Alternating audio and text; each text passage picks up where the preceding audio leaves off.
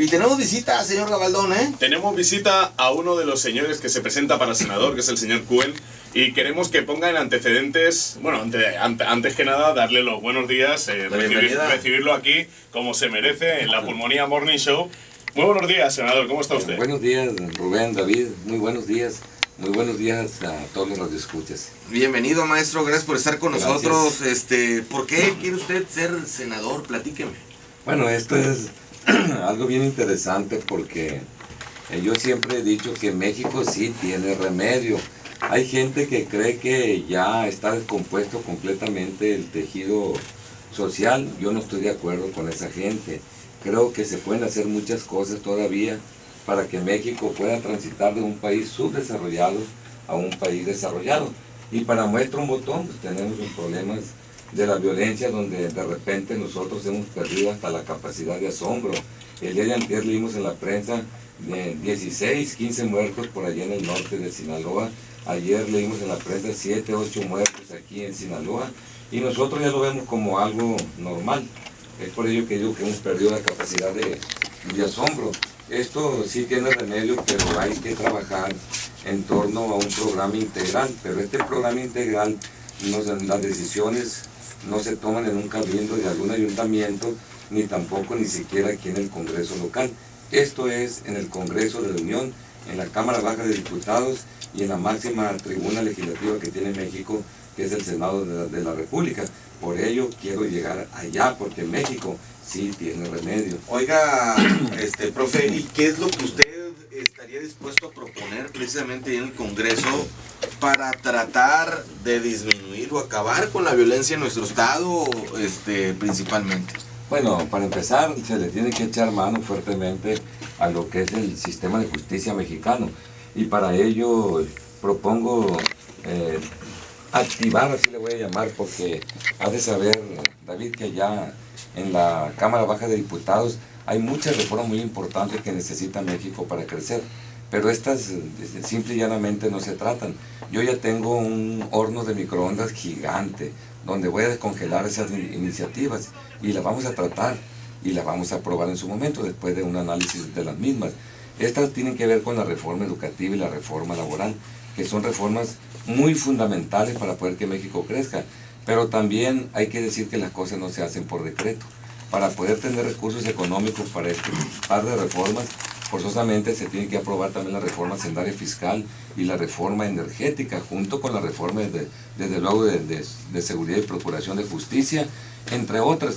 Y también he comentado siempre que esto, la pregunta que me hace con respecto a la violencia, no se trata de construir más cárceles como se está haciendo en este momento de parte de la Presidencia de la República, con lo que pasó por allá en Nuevo León. Ya ves que se quemaron muchas gentes, muchos internos.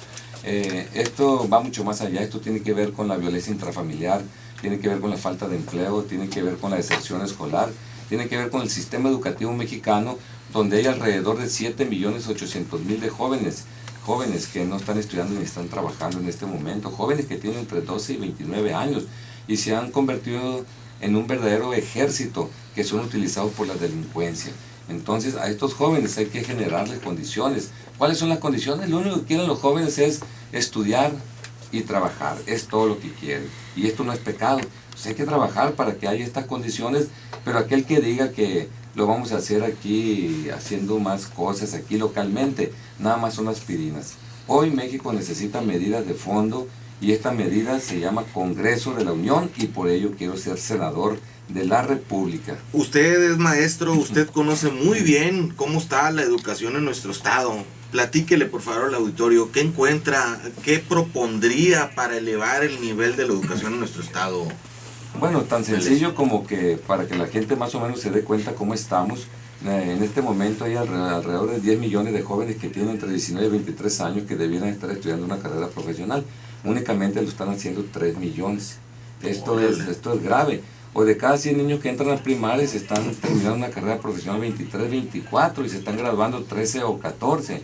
Y esto tiene como consecuencia de que México no tenga científicos que estén generando nuevos conocimientos. En México no hay innovación prácticamente, hay muy poco desarrollo tecnológico, la cantidad de patentes es muy baja, somos dependientes enormemente tecnológicamente de otros países. Y esto significa, porque la tecnología es muy cara, significa fuga de capitales. Entonces todo esto es consecuencia de que el sistema educativo mexicano es ineficiente. Y si no es ineficiente, bueno, que alguien me diga si es eficiencia con los datos que estoy dando, o con los datos de que el grado de escolaridad que tenemos los mexicanos no llega a secundaria, 8.8 años, competimos con un tratado de libre comercio contra Estados Unidos y Canadá, y ellos tienen arriba de 13 años, nos llevan una diferencia de 50 años, de tal manera que hay que reactivarnos, no podemos quedarnos cruzados de brazos. Hay mucho por hacer, pero allá los señores diputados y senadores siempre siguen línea de partidos políticos o de grupos de interés, poco piensan en la gente. Y bueno, yo he demostrado que sí pienso en la gente, he demostrado en los trabajos donde he estado que regreso con la gente. Ahí está la UAS. Nada más, bien breves, profe, que usted vaya a proponer allá en el Senado de la República de llegar a ser senador. Bueno, uno de ellos tiene que ver con el modelo económico y la generación de empleos. Tengo claridad con la agricultura, con la pesca, la ganadería, el turismo. Tengo claridad con la infraestructura que necesita México y Sinaloa, y tengo claridad también lo que se necesita para lograr un real Estado de Derecho, donde la prevención juega un papel muy, muy importante.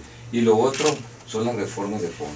No, reformas de fondo, repito, reforma educativa, laboral, hacendaria, fiscal, energética, la reforma de seguridad y procuración de justicia. Y hay que pegarlo en llegue, así hay que decirlo, a la reforma electoral, que no está bien, y lo otro es la reforma política que salió a medias. Es una miscelánea, una caricatura todavía. Entonces esto hay que entrarle de fondo, y aquel que diga que no se necesita esto es más rollo, más palabrería, son más mentiras.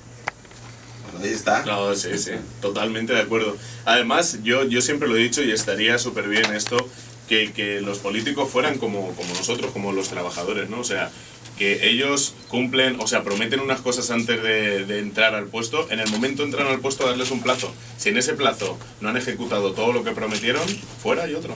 Así debería de ser, porque así no pasarían las cosas que pasan.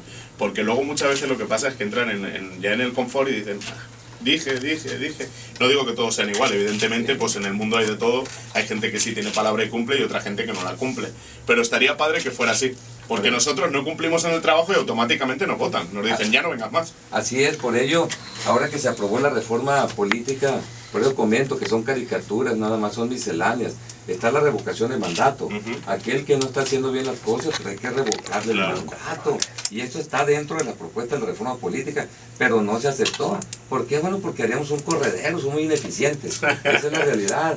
Entonces no le entran. Y como los que votan allá son los diputados y los senadores, pues ellos se cubren. Y quieren tener la papa asegurada ya. Sí, yo voy a la Cámara y lo digo con mucha claridad, a defender los intereses de la gente. Yo no voy a seguir línea de partidos políticos. Y lo estoy diciendo antes, con todos los riesgos que esto conlleva, y lo digo, lo sostengo, y la gente que me conoce sabe que Cuen tiene palabra. Melesio, muchísimas gracias por haber estado con nosotros. Un placer, la verdad, estar aquí.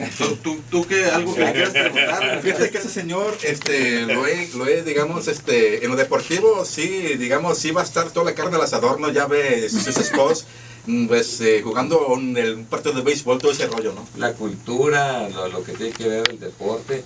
Yo, estos maratones que traigo en la campaña, se debe a que soy atleta, bueno, ya me veo un poco gordito, pero corrí más de 33 años. Yo le puedo decir que corrí maratones como Nueva York, Hawái, Long Beach, Los Ángeles. Pero yo corro cuando me persigue la señora, ¿no?